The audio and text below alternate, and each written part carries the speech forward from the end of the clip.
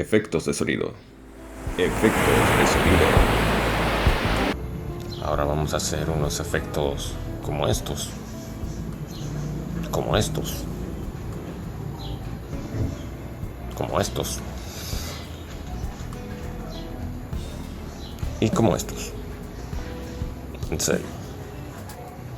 Ahora vamos a editar el video para ver cómo quedó con los efectos de sonido.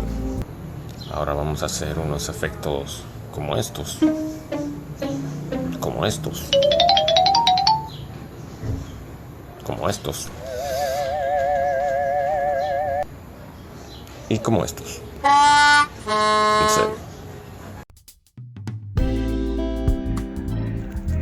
Muchas gracias por ver el video. A continuación les dejo con los créditos y les voy a enseñar también cómo se hacen créditos profesionalmente. Al final verán que los créditos se hacen con agradecimientos, se hace poniendo los nombres de los videos utilizados en esta obra de edición de audio. Se pone también las personas que tienen los derechos de ese audio, de ese video.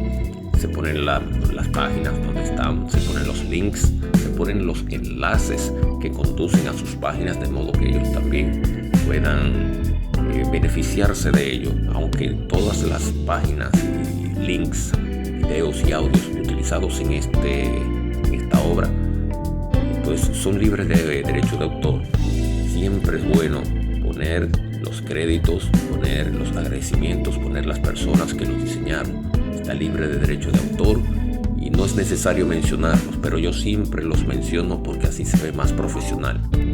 Muchas gracias por ver el video y que Dios les bendiga a todos.